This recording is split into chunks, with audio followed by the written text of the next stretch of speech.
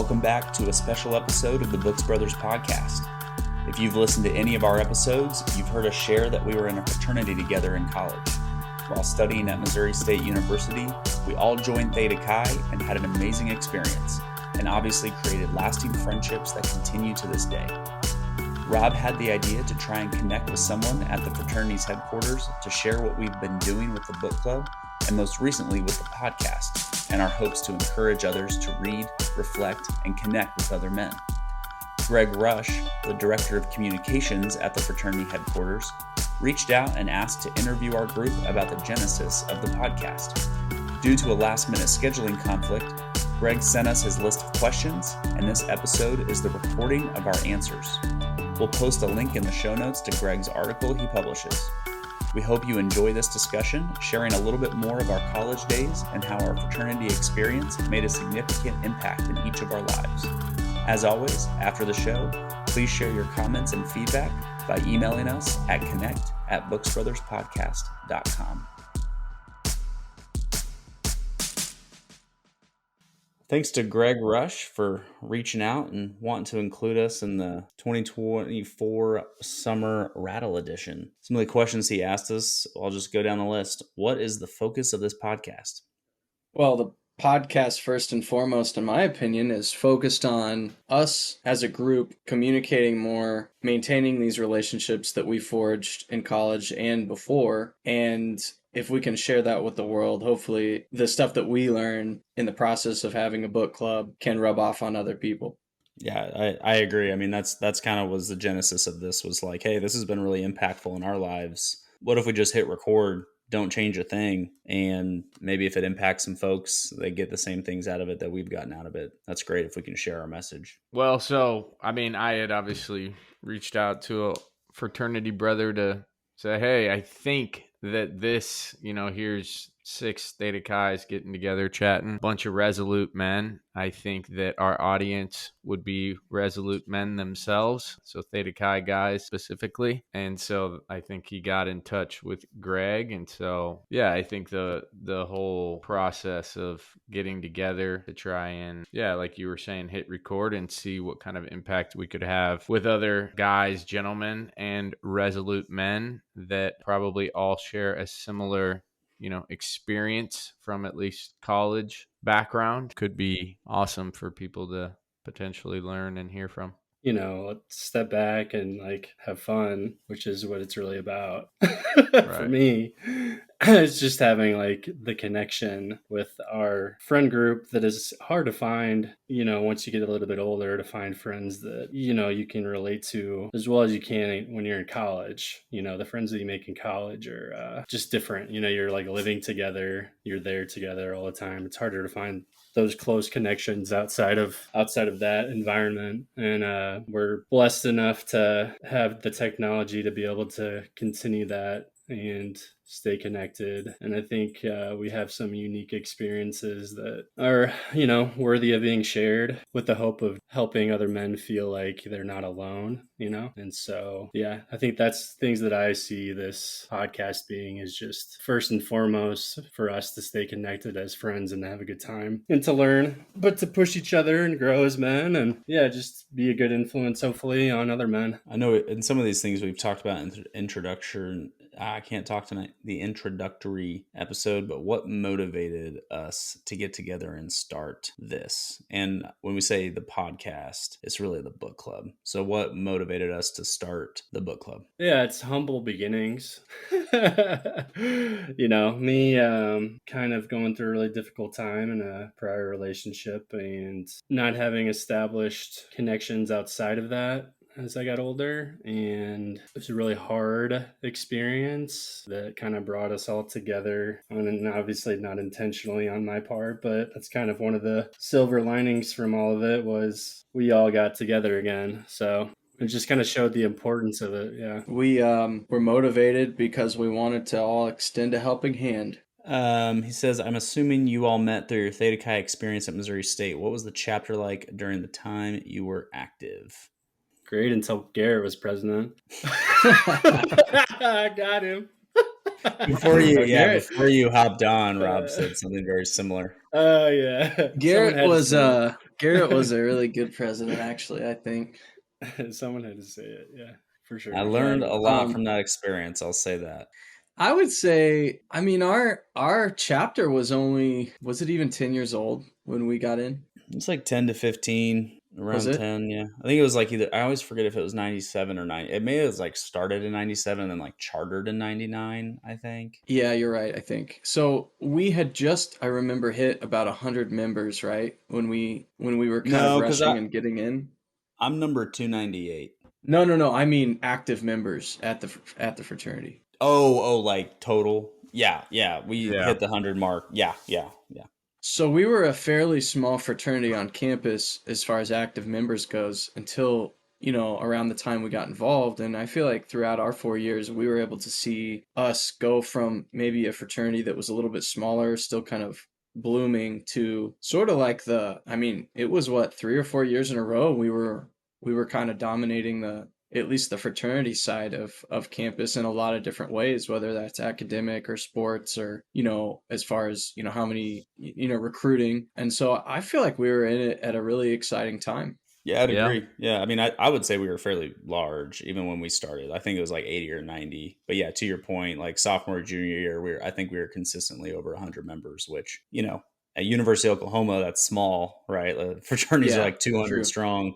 But at Missouri State, that was one of the larger ones. And yeah, I would say the fraternity excelled in almost every major category that you could reference. We were at the top for chapter grades, which were not just higher than the average fraternity, but also higher than the university average. We would often compete at the highest level with intramurals, which were very competitive. And I just feel like we were very well known and had a reputation for being one of the leading chapters on the campus when it came to student government, homecoming kings, just campus involvement, Maroon Madness, like when we had that stretch, when we had that fairly decent basketball team, just from the super fun side of things, from, painting up and getting the front row at the basketball games to being involved in very prominent student organizations.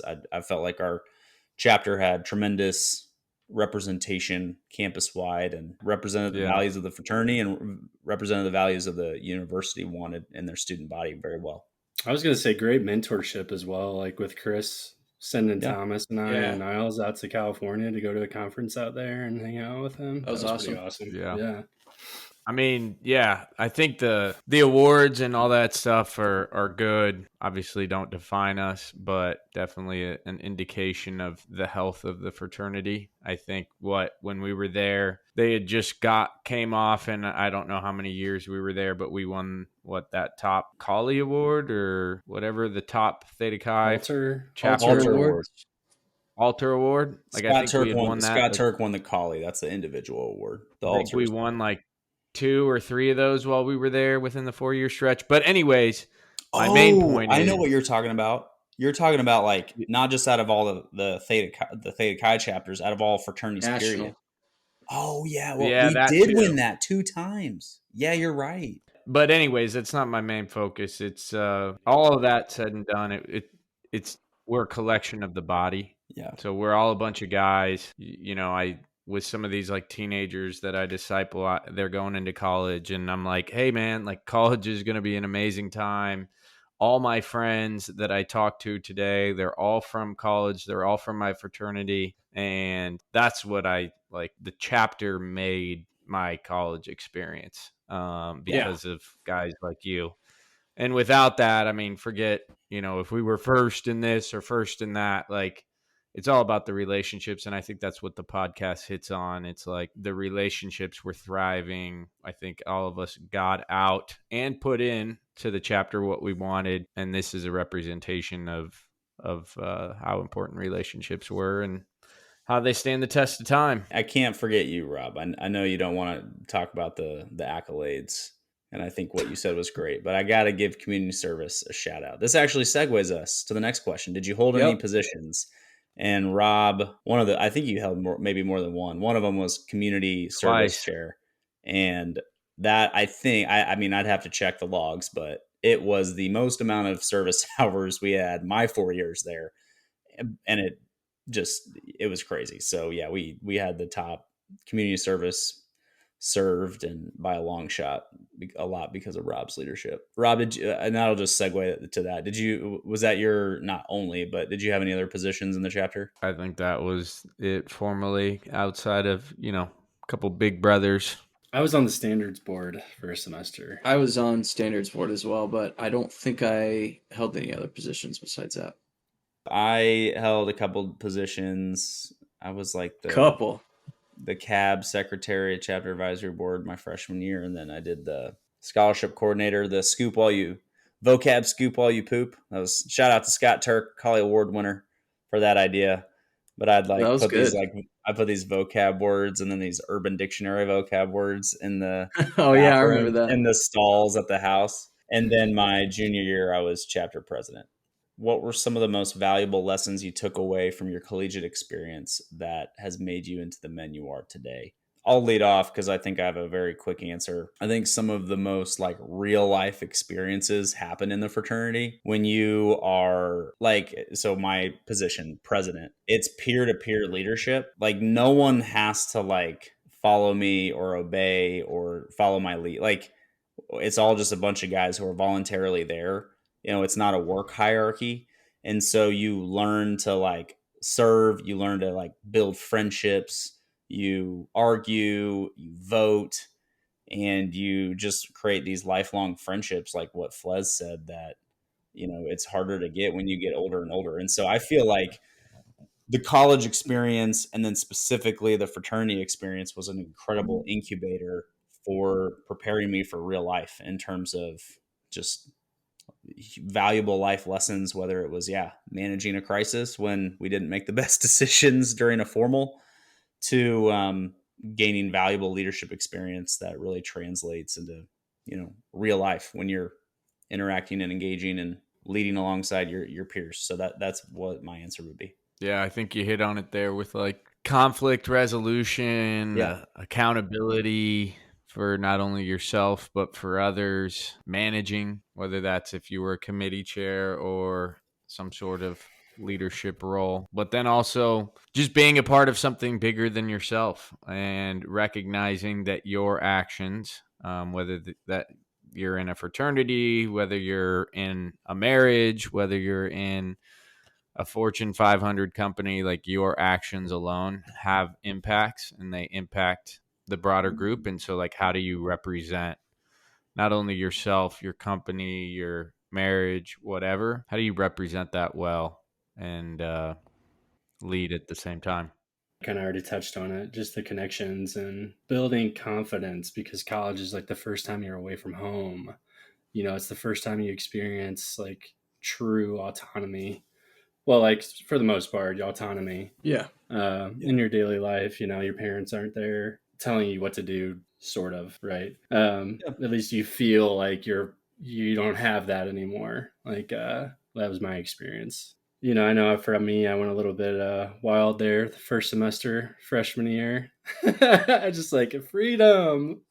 Yeah. But then it's like, that's not sustainable. And you're like, you just kind of learn how to like be on your own and be like confident, and just kind of start to learn all the things that you need to learn to get into post-college life when you are on your own and you get into your career and all that stuff. As you progress in your experience at Theta Chi, like if you start freshman year and you end up as a senior still in the chapter, it's like, I feel like each year you kind of learn different things. But I mean, for me starting out, time management was definitely something that I was forced to learn because of mostly Theta Chi, because obviously it's way more fun to go hang out with your brothers and play sports or hang at the house than it is to go do a whole bunch of school stuff. And I feel like that was a good learning experience for me. It kind of forced me to watch other older brothers and figure out how to correctly prioritize things and make goals. And I feel like overall, just being a part of the fraternity, it was like you were in a bubble of positive reinforcement towards the correct actions and goals, rather than being kind of like on your own and having that autonomy without a whole lot of really good positive guardrails on either side of you. Right. Yeah, so our chapter especially, I think there were so many good role models that until you're like a junior or senior and you look at the guys coming up that are freshmen and sophomores, you don't realize like, oh man, these guys that were seniors when I was a freshman made such a big difference to me. Now I'm that guy. Like I need to really take that honor seriously, because what you do really matters as it pertains to the actions and development of those other guys that are a little bit younger in the chapter. So I think just sort of being able to feel the impact of that and kind of carry that through after graduation, and like Rob said, use that lesson in real life in all sorts of situations is like so valuable for someone to learn in college, that what you do really does matter. And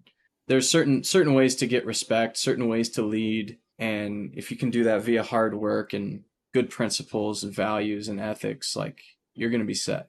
I was going to say one more thing too is our fraternity was fairly diverse overall too, which is, as like a population in our fraternity was, and I feel like that, and we all came together, even though we were all fairly, not all of us were different, but like, well, we were all very different. It wasn't like catered to like one type of population segment. Yeah. And like there were people that were not just like external things, like different culture, well, like different cultures, different skin colors, just different backgrounds overall. But like we also had guys that were really good at art that would make our homecoming experience better, guys that were phenomenal athletes, very good academically, engineers. Like there's just so many different people, and it's a blessing that we all got to experience that. I think that's very unique. And I mean, you look at some of these guys too, and it's like, I mean, everybody that I was hanging around is doing pretty well in life overall. I'm thankful for that experience to have been around, not just like white dude from the Midwest.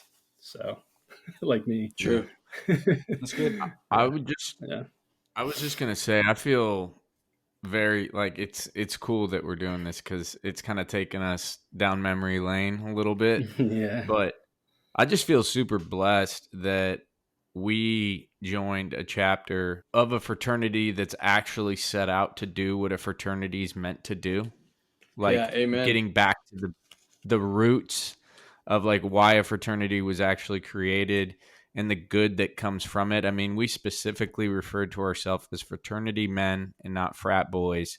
And there is a stark difference. And I think that, our fraternity really leaned into that, and we had a very positive experience because of what we stood for.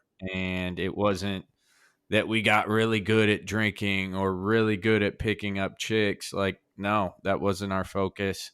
That's not what Theta Chi Iota Beta represents. I just feel super fortunate that we didn't get hazed, because that would have been my ticket out the door. I wouldn't have succumbed to that sort of torture or anything like that. So just an echo to just feel super fortunate to be a part of something that got back to the roots and the real reason of why men get together. Our chapter was kind of like a chapter that attracted dudes that you typically wouldn't think would even want anything to do with the fraternity to want to join a fraternity. So sure. it felt like that different. It felt that different than the typical party house stereotype. What is the next book we'll be reading and discussing? Scarcity Brain by Michael Easter. And so his first book was The Comfort Crisis. That's the first book we did in our book club, was Comfort Crisis, which was all about, how we're all we have too much comfort now, and kind of I see it as like, we just take things for granted. Like, it's like, oh, here's this food that just got delivered to me. And it's like, things are almost too easy now. It's paradoxical, where we almost, right? Too much comfort is uncomfortable because it messes. Basically, yeah. It just like talked about the benefits of forcing yourself to be uncomfortable and stuff like that. This one is more, Scarcity Brain, I think, is more along the lines of our attention is being zapped in every second just by all the stimulus and kind of, advertising, and just our brains haven't really adapted to be able to handle all of the stimulus. And so I think it's going to talk about that, and hopefully ways to help manage that, and to be able to focus and establish better habits and stuff like that. That's kind of hopefully that's kind of where I see it going. Yeah, just reading the title, Scarcity Brain, fix your craving mindset and rewire your habits to thrive with enough. So I definitely think your point of view is going to be addressed and what you shared, and then also like just the idea that, you know, humankind throughout the years has been working hard to have enough food, provide for their families, not starve, things like that. And now, you know, very in line with the comfort crisis, it's everything is just at the click of a button. We obviously have to work and have money to pay for those things, but now it's to the other extreme where we have too much stuff, but yet our craving mindset has not, it doesn't stop. And so then there's overconsumption, and how to rewire our habits to thrive with enough is, yeah, like how do we understand how we're wired and how to avoid some potential pitfalls from having a scarcity brain mindset of always needing more and more and more. So that'll be good for me, considering I work in consumer products and sell products and are rewarded by how much we sell. You know, I heard someone talking about like metabolism one time in kind of this context. He said something like, as it pertains to survival, an animal does better if it uses its calories as sparingly as possible to survive. Until recently, humans have been the same way. And now the more effort you can expend and the more focus you can expend and the more calories you can burn, like brain power wise, especially, the more you usually get ahead. So it's basically the opposite of how we've always been wired, right? And I thought that was pretty crazy to think about. It's completely opposite of what, you know, nature kind of started us out with, because you were always worried about getting enough food so that you could go out and work in the field the next day so you could grow more food, versus like, you know, how can I limit my consumption of food and not get fat and go to the gym and also like use all this brain power to produce something that the world is going to pay me for or something, you know, or I'm going to get promoted for or provide for my family or whatever. So I'm really excited about this one. I think it's something that hopefully will give us the tools we need and the knowledge we need to kind of forgive ourselves for being the way we are in this modern time, you know. That's good, Thomas. Man, I hadn't even thought about that. That's good. Yeah, it's so wild. Like we're living in quite a time. The world has never been like this, and I don't know, man. It's still like we're like the second or third generation where we've transitioned to this like knowledge-based type economy. Before now, it's been all about brawn for the most part, you know. Mm. Yeah, I There's a attended a conference that talked about, like, it was like a leadership conference, and there were three types of the skill set. Like, it first was like the physical, like IQ or whatever you want to call it, physical traits. Yeah, the brawn. And then it was IQ, where it's like, all right, how can we build machines and bridges and like manufacturing to like get us going? And now the next set of leaders that have the highest EQ, emotional intelligence, are going to thrive the best, because we're just Oh, now at yeah. now we're at a day and age where emotional intelligence is like the key ingredient to like helping people thrive, because we're not like, we don't need brawn to do our jobs. I think our book club enhances that skill. I think it does. I hope it does. I feel it has. Yeah, And I can take definitely this one is. and then we can wrap it up. Where can your brothers find this podcast to lend you their support? Yeah, we would appreciate a helping hand. Again, I would say too, like, remembering the focus of the podcast, the podcast, like we say at the end of each podcast, read, reflect, and connect. And that's our focus. It's to connect with one another. I think that's been amply illustrated through answering these questions, the backstory of how this started, and what we do each week. Reading, obviously, reading is only a net positive thing. And then reflecting. If you've listened to any of these episodes thus far, there's been a incredible amount of reflection. And I was even talking to my wife today that I feel like I have personally grown a ton the last 10 weeks, specifically with the book we're reading, but have grown a lot just through this connection of this group. So lending their support, sure, it's subscribing, it's listening, but more importantly, it's seeing our hope and vision come to life, where they would reconnect with some of their brothers that maybe they've become distanced from just through time and space, or if they are feeling that they need that connection, that they start a book club and they read along with us and they connect with their brothers and their friends and discuss the chapters like we're doing and following along. Yes, subscribe, give us a 5-star review, all those typical things, but deeper than that. Instagram, Books Brothers Podcast. I just think it's been super cool. I think the majority of our followers would tend to say that more than half are probably fraternity brothers themselves.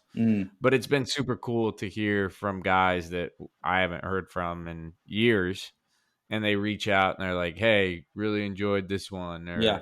"Oh man, that ad was so funny that you guys did here." So reach out to us, reach out to your brothers, like Garrett said, share it. We try to put in some fake advertisements in there to get the guys laughing and the audience laughing, and it makes us laugh. All right. Well, thanks again, Greg, for asking us all these questions and including us in the summer edition of The Rattle. We look forward to it. Thanks for tuning in to this special episode of the Books Brothers Podcast. Be sure to check out the link to the article in the show notes. We'll take the next 2 weeks off, but please plan to join us for Season 2, with Episode 1 releasing on January 9, 2024. Our next book is Scarcity Brain. Fix your craving mindset and rewire your habits to thrive with enough by Michael Easter. We'll post the link to purchase the book on Amazon in the show notes. Add it to your last-minute Christmas list and read along with us. For our first episode, we'll read the introduction, our scarcity brain, Chapter 1, the scarcity loop, and Chapter 2, how the scarcity loop hooks us, from pages 1 to 37. Don't forget to subscribe and give us a review. We would really appreciate it. Also, please consider sharing this podcast with a friend or family member who you think would get something out of it. Finally, we'd love to hear from you. If you were challenged by our conversation or have any questions or feedback, email us at connect@booksbrotherspodcast.com. We hope you have a Merry Christmas, Happy Holidays, and a Happy New Year. We'll see you in 2024. Until then, read, reflect, and connect.